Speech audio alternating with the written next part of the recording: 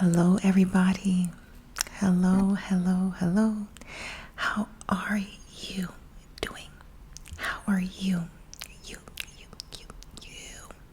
you. How are you guys doing? We did it, guys. We hit over 1,000 now, over 1,000 subscribers.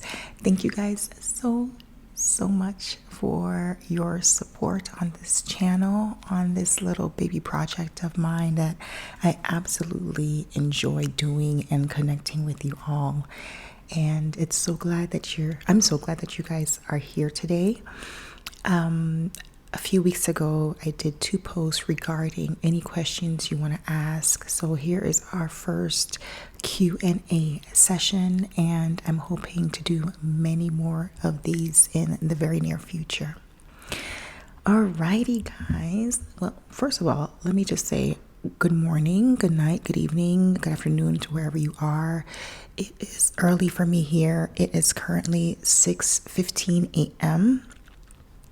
I don't normally record at this time, but it's summer, kids are home, so we just gotta do what we gotta do because they go to bed late during the summer. I'm asleep before they are, and of course in the daytime it's like absolutely impossible unless you want to hear kids screaming all day.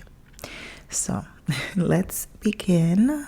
The first question is, if you could live anywhere in the world at any time period, what would it be? And where would it be? First of all, let's start off with a time period. And I'm just going to be brutally honest here. As far as time periods go, it would be now. For maybe obvious or not so obvious reasons, I know I have some viewers and probably even some subscribers that are not from the United States. So you think about it. I am a brown girl. I'm a brown person, African American, and I'm a woman. So going back some decades, it probably would have been a lot harder for me, if you know what I'm saying. So honestly, I would pick this time period. Now, as far as anywhere in the world, I've traveled, but I haven't traveled that much to really make a solid decision. So I'm going to stick with United States.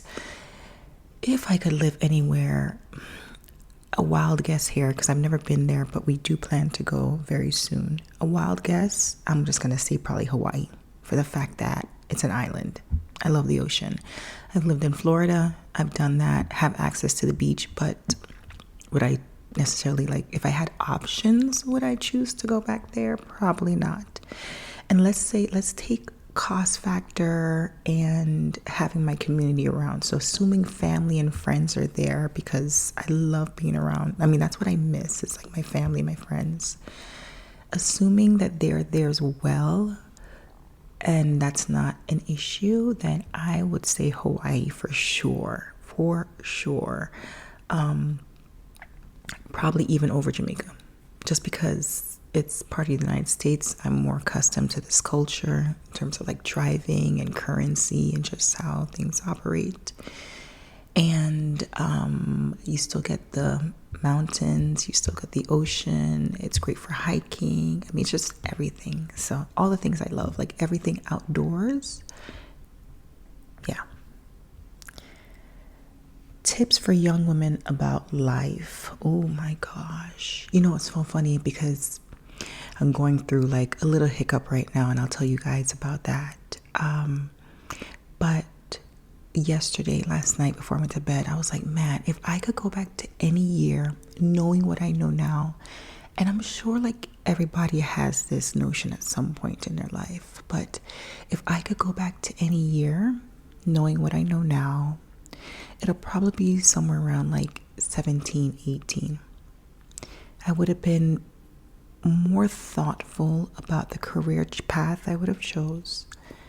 Not necessarily go against the grain, not really go for the things that were kind of hinted to me. They were not really pressed upon me, but just like a hint. And honestly, I didn't really do my research. you have to understand, I came from an era where there was no social media yet. There was internet, but there was no social media. And this is dial-up internet. So it's not like it's high speed. Still use dictionaries, still use encyclopedia. So the world was much smaller in the sense of really knowing options that were out there. You can find every type of job like you wouldn't even think of on like TikTok or Instagram or whatnot. And even if it's not necessarily a job working for someone, but if you have an idea of like a business you want to start, and then just kind of knowing, okay, I'm going to take this track to learn as much as I can learn, or maybe, either go to college or not go to college. But if you do go to college, decide on, okay, I'm going to learn this because the end goal is this. My background is nursing, so it's very cutthroat. It was like, you go to school, go on a nursing path, graduate, you work.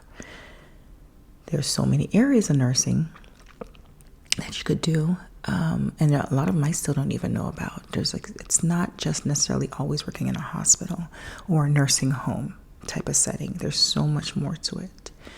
I wouldn't choose nursing again, but there's so many things that I love. I'm like, man, I just would have done it differently for sure. So I think is, again, going back to the question, is really starting to have a conversation with yourself as a very young woman about what your desired life looks like, and do your research and surround yourself with people that will help you to get there. I think that's what I would tell them. And also just like know your worth and know what you bring to the table. Also know your shortcomings and how you can improve on them. But, also tell that young woman, like, it's okay to fail. It's okay. It's hard at the moment when you're in it, when you're in the thick of it. But failure is really what gets you to where you want to be, to where you want to go. So another question is, any advice with adjusting to a long distance move? And any general tips? I'm planning on moving our family next year and nervous. Love your channel. Well, I love change. I do. For the part that not necessarily worries me, but I do take into consideration is when it comes to the kids, because I do want them to have stability, because, they're making their friends unit, and every time we move, it's like, starting all over again. But me personally, I love a new scenery. I love to move. However, I would not just move anywhere. So I can only really see myself being coastal. Like, even if I move to like Arizona, which is not far from where I am now, I think that would bother me. Like, I need to be by water, and that's just personal preference. Like, it means that much to me to have access to a beach no more than an hour out. When we were in Georgia, it was like 3 hours to get to the beach. And honestly, Savannah, Tybee Island, those are not beaches I really look forward to going. Like, we just didn't go because it's brown. When you step in, you can't see your feet, and I don't feel comfortable swimming in that type of water. That's not the imagery I have, especially being born on an island in the Caribbean and then living in South Florida, where it's like I was access to the beach the whole time. So, but that's not important to everybody. That's important to me. So I would say, go for it. Things can change, and if you don't like it, you will figure a way out to either get back to where you used to be or try somewhere new. But you won't know until you try, and you'll adjust and you'll make friends if you put yourself out there. And I'm not saying like aggressively put yourself out there, but for me, I made friends with a lot of the kids' moms at their school, and I'm not even a member of the PTA. It's literally just striking up a conversation, I think it was like the first month of school, and then through that I made my little unit, and now we all go to the wineries together, and the kids come over and go to the pool and vice versa. So I mean, it's not like my friend circle back home and my family back home. We are the only ones out here because of my husband's job, but you make it work. And it just so happens that all those people, like half of them are also, they also moved from other states within the past 2 to 3 years as well. So we all bonded on that. So you're going to be fine, and I'm excited for you, and I think you should be excited for yourself and not nervous, and do your research. You know, you want to look at access to the things that you need, whether it be highways to get to where you're going for like work, school system, you know, jobs. I'm not sure if you're looking for a job or working from home or stay-at-home mom, but you know, just things like that you want to factor in. And also the crime, and also like for me personally, diversity is important. What else? I think activities for your family to do, if it's like a family-friendly neighborhood, that's important. So I'm excited for you.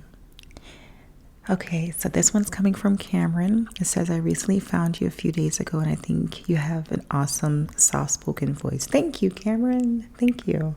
My question is, how do you manage your time between making videos and living a normal life?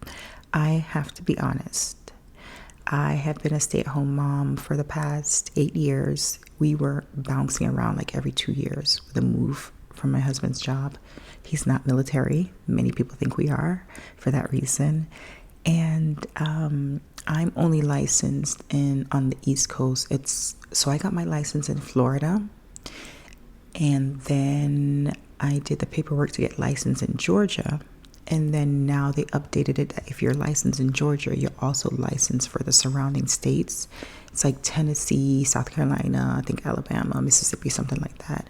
So that way, if you need to go across state lines to like do a job or something, or if they're like a travel nurse or something like that, that you're licensed there. Coming to California, it's different. I'm not sure the exact process you have to do, but I'm not looking to go back into nursing either. So I'm at a stage in my life where it's like, remember that 17-year-old girl, the things that I know now, I wish I knew then. I'm really like fine-tuning how I see my future for myself and doing the work to put myself in that position. So nursing, it does not fit into that scope of things. So right now I'm a stay-at-home mom, and so I find my time to make videos around our kids' schedule. When they're at school, I go to the gym in the morning, and when I come home, that's when I make videos, and then I edit either then or just kind of throughout the day. I do quick edits, like you guys can tell on my videos. I'm not really tech savvy. I do everything from my phone, and I edit in iMovie, and that's it. So right now in summer, it's a little challenging. I either have to stay up late, which I don't like to do because I generally wake up early anyways. So if I stay up late, I'm exhausted. I actually like this time of day right now where it's quiet, it's calm, the sun is coming out. I'm getting good lighting, but it's not too bright.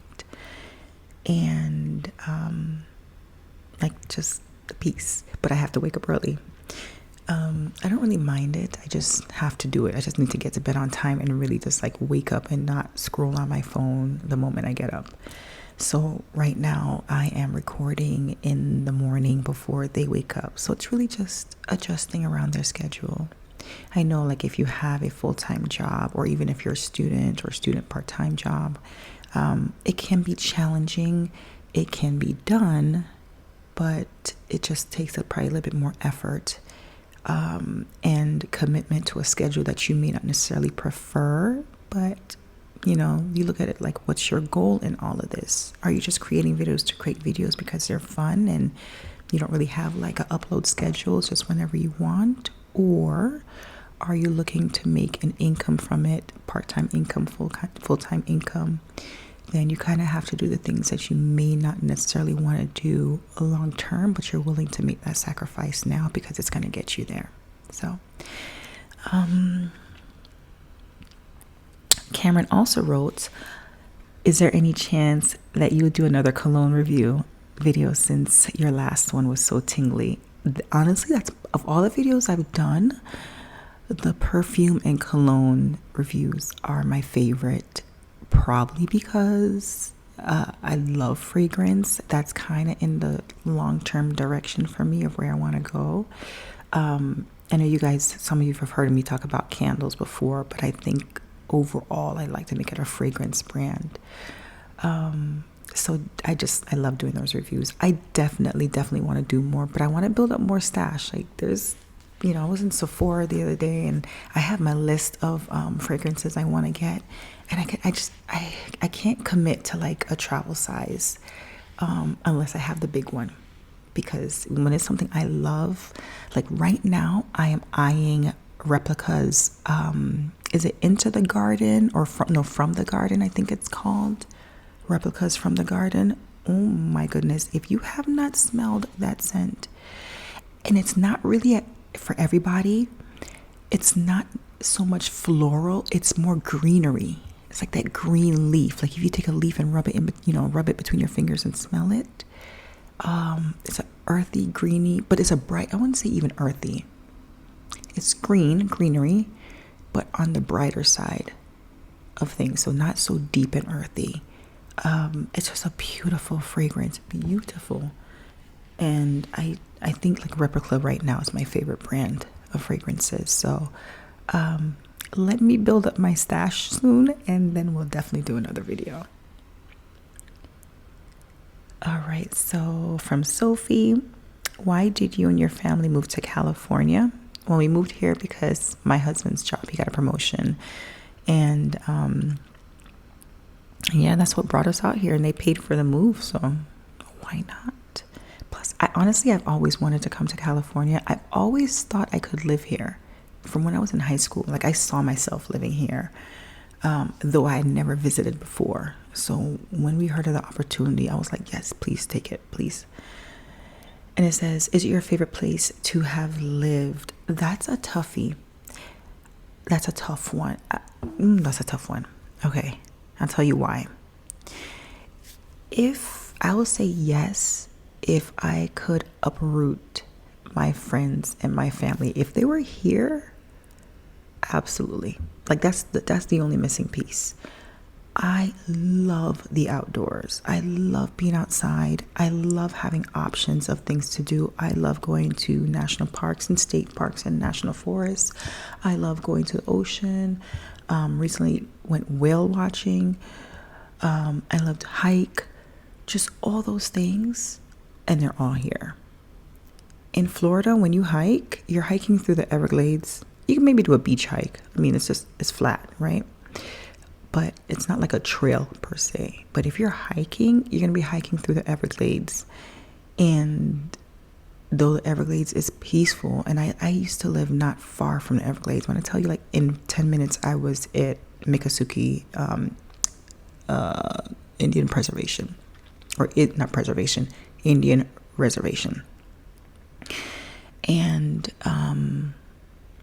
the only thing though is like if you're hiking there, you got to watch out for gators, because you basically like have like water, like swamp water, and then you'll have these not sawgrass, but you're just like a high grass, and then a trail, and those suckers are like in the grass sometimes. And sometimes they'll come right across from you, like on your path, like straight up just right across. So it's constantly looking out for that. Then you have lots of snakes, and we got snakes here too. So right now I don't hike. I don't hike in the summertime because it's too hot in California personally. Like you have to go like really early or even late. It's just too hot. And also I can't, I'm terrified of snakes and any snake. And then let me go see a rattlesnake. I'm the type that I would freeze up, and then my heart is just palpitating, it's just going fast, and I can't move. That's my reaction to it. Not even the mountain lions scare me. I mean, I don't want to see one in a while, but that doesn't really stop me from going hiking. It's the snakes. So over there in Florida, it's like you have the water moccasins. You have rattlesnakes too, but in the Everglades, you're probably more likely to see a water moccasin, and those are aggressive snakes. Like they'll chase you. The rest, like, a rattlesnake won't bother you until you bother it. A water moccasin will chase you, will come up to you. So just hiking is just, the Everglades is generally, it's very peaceful. It's so quiet. It's just calm, but you gotta be on the lookout. So yeah, I would say California it's extremely diverse. South Florida is diverse too, but South Florida is only diverse in South Florida. And when I say diverse, I'm not just talking like black and white. I'm talking like everywhere. So here in California, you have everyone from everywhere, and I love it because I just I love culture. I love to talk to people about where they're from, what's their culture. I love to eat foods from other countries. Like, that's probably why I love to travel so much too. So yeah, I would say here, but it's missing the family friends factor. Do you guys see the sun peeking out now? See, it's coming like blasting from that window over there.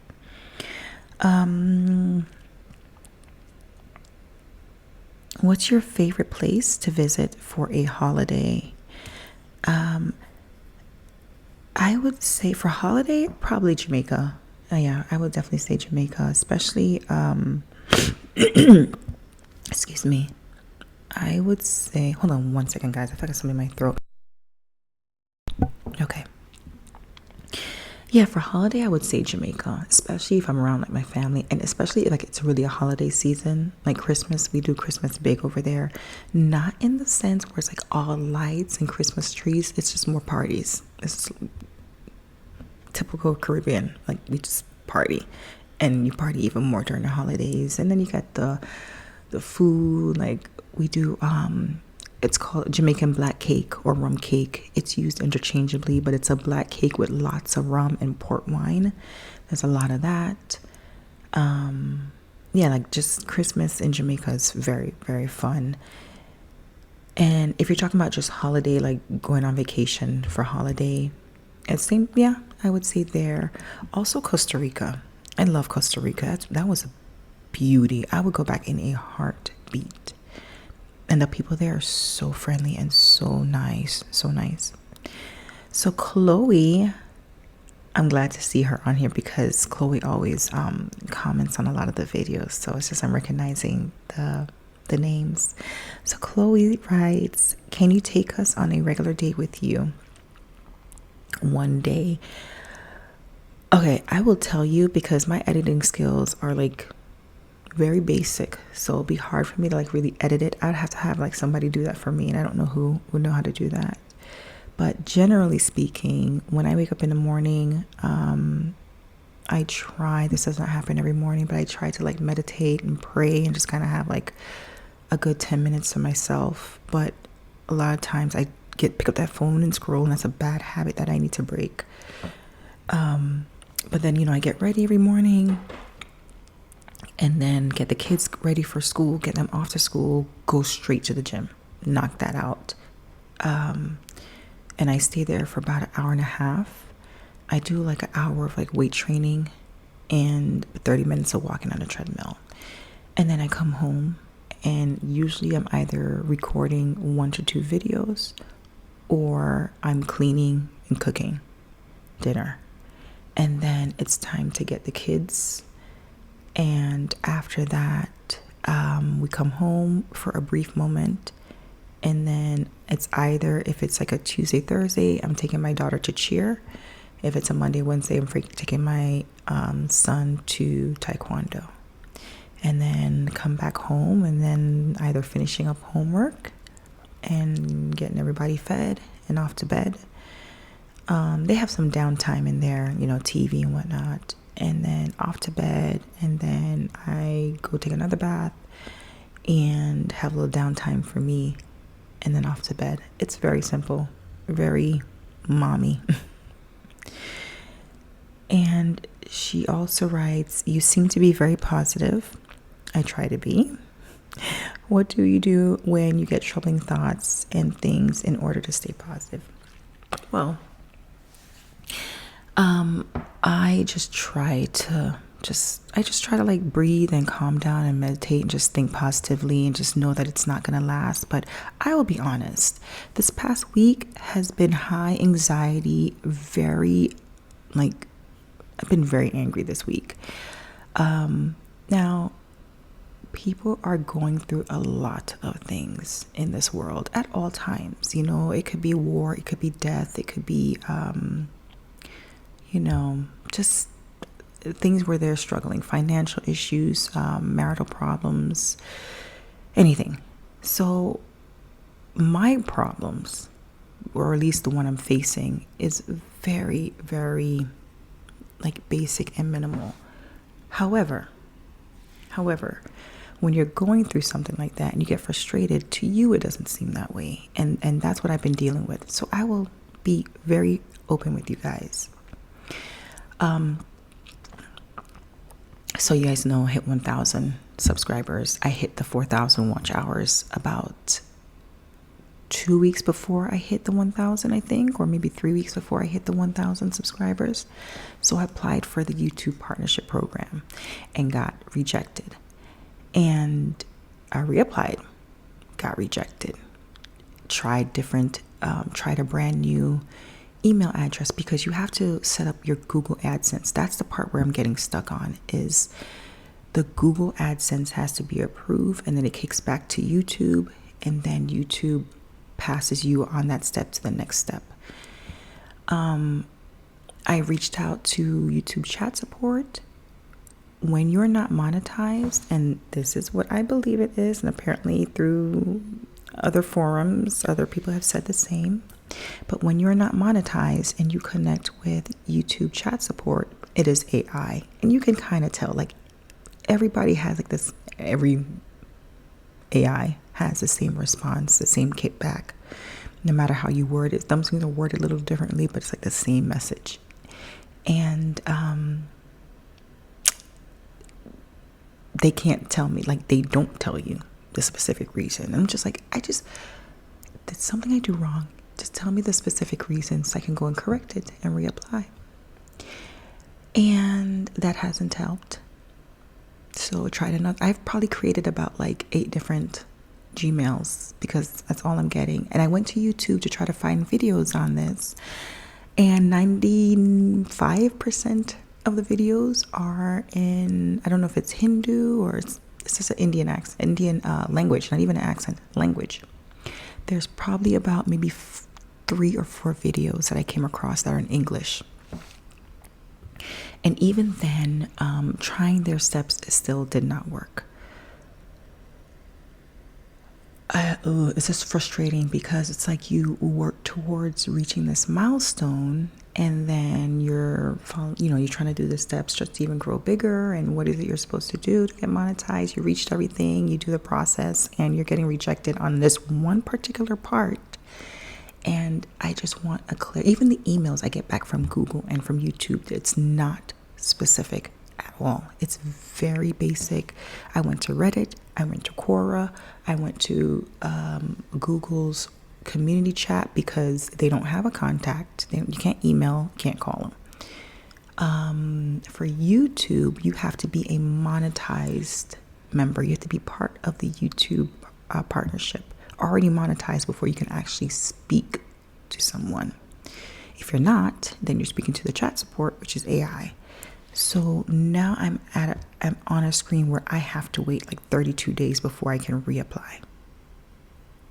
That's where we're at. Frustrating, absolutely. Like, I have been doing this since July 3rd, every single day for hours trying to figure this thing out. And today, well, for one, I can't even apply again until another 32 days. And the anxiety was just building up to where I'm just like I started snapping at the kids, and I'm just like, I gotta put this thing down. So that's why I have not made a video since whenever the last one was uploaded. I just wasn't motivated, because I was just so angry. And yesterday I was like, when I closed that computer, I'm like, that's it, I'm done. I'm making that video, I'm connecting with my people, and it will work out when it's supposed to work out, if it's supposed to work out. But I enjoy doing this, and I just need to get back to the things that I enjoy. So again, when you're going through stuff, and that's going to look different for everybody, like whatever it is you're going through, what gets me by is that knowing that it's not going to last. Like, I'm going to look at this one day and be like, that was basic, that was nothing. And I hope that you guys do too. Now, there are some things that people face that's not basic and not nothing, and they are life-altering changes and incidents that happen. But I think you just got to find that strength within to pick yourself up and to press forward and to persevere. Life is hard. Life is hard, but it's also what you make it. So yeah, I try to stay positive for that reason. It's not easy, not all the time. Most of the time it has been, but not all the time. And then having to put on a brave face in front of everybody else, especially when you have kids, it's not easy, but I think you just got to press forward, and make the best of it.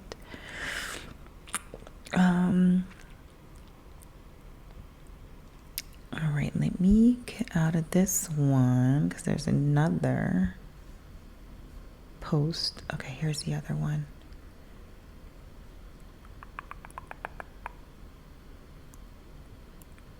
It says, how do you find time for you while parenting and doing life in general? Oh, I make time. I mean, I make time. So for instance, I will tell my husband, like, we go ahead of time, like, okay, are you golfing this weekend? What day? If he's golfing or not golfing, I'm picking a day for myself. Not every weekend, but if I want to go hiking or I want to go to the beach, and I do solo drives to the beach, like straight up. So I was like, give me this day. And I leave early in the morning and I go and I'll be out there for like 4 or 5 hours and come back home. Just making sure, like, okay, like, you guys got food, here's this, here's that, you guys don't need me, like, everything is taken care of. But I'm gone. I need time for myself. And I'm just very adamant about that. Again, I don't necessarily crave it every weekend, but best believe there's going to be a time in the month where I'm getting that time for myself. Because I don't count the time when the kids are in school, because I still got to do the other stuff, cook, clean, record.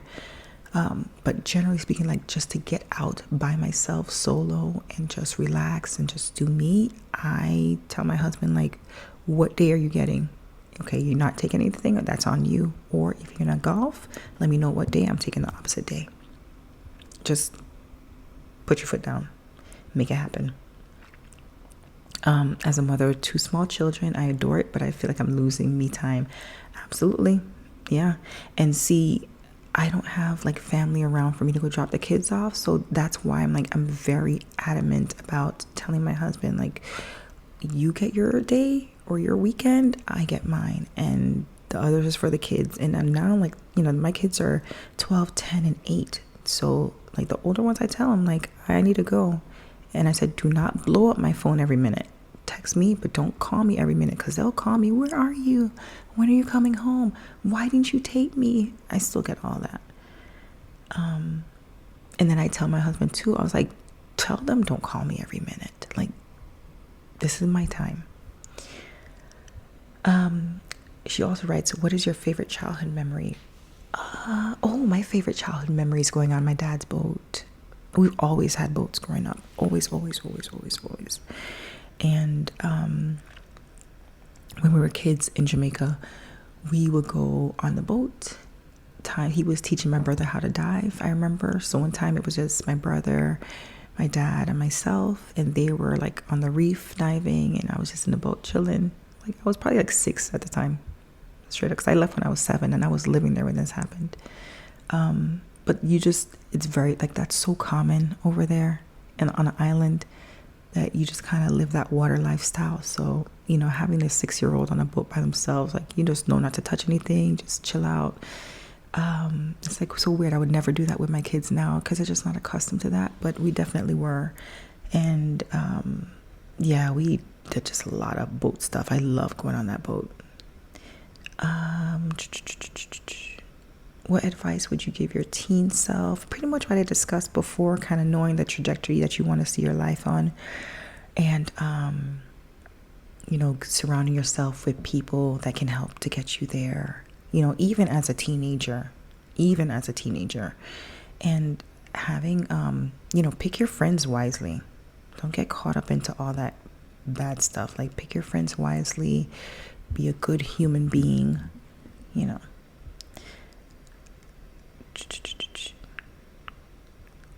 Okay, Roman writes, I love your channel. If you may, could you talk about a cultural difference between the US and Jamaica that still baffles you?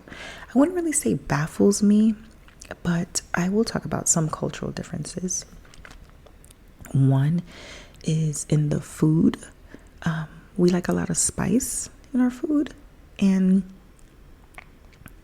well, this one baffles me. I just could not understand how my husband didn't like spicy food. And he's American. He's from Georgia. And I just assumed that everybody likes spicy food because even kids eat spicy foods over there. Honestly, like jerk chicken, we'd use a lot of Scotch bonnet pepper, but we even as kids grew up on that stuff. So, and then we eat a lot off of the land.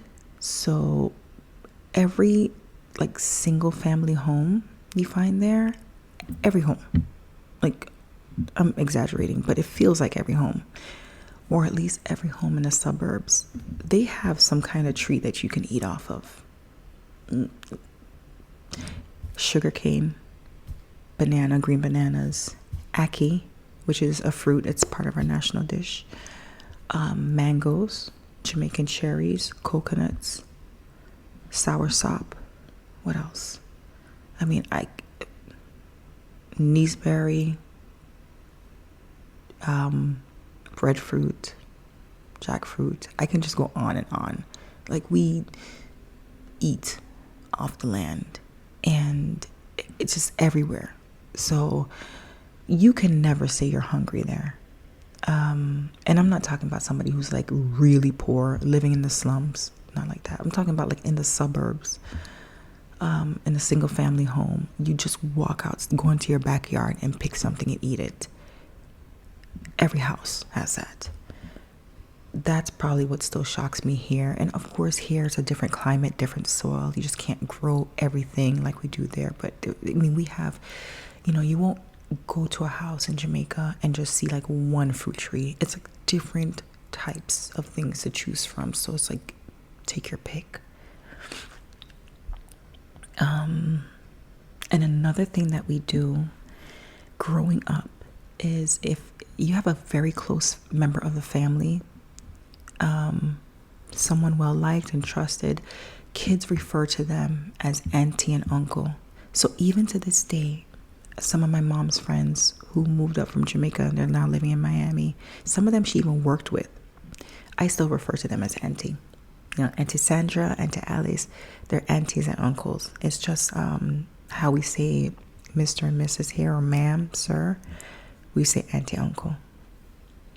If it's someone you absolutely don't know, like say in a grocery store, you'll say yes, ma'am, yes, sir. But if it's somebody that's close to the family, you refer to them as auntie and uncle. Never, ever. This one baffles me.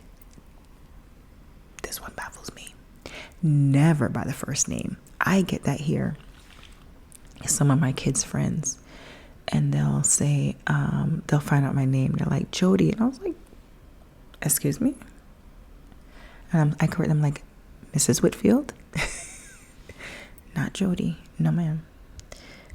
So that one baffles me. And that's just because that's just how I was raised. Like, you never, as a child, ever refer to an adult by their first name.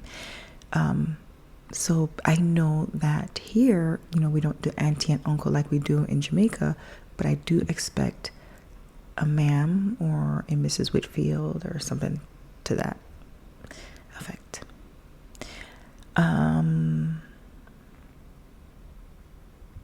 Oh my gosh, I think that's it. I think I got everything. Did we get everything answered? Hold on.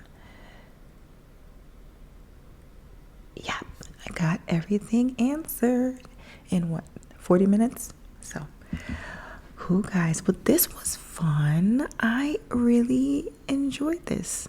Oh my gosh.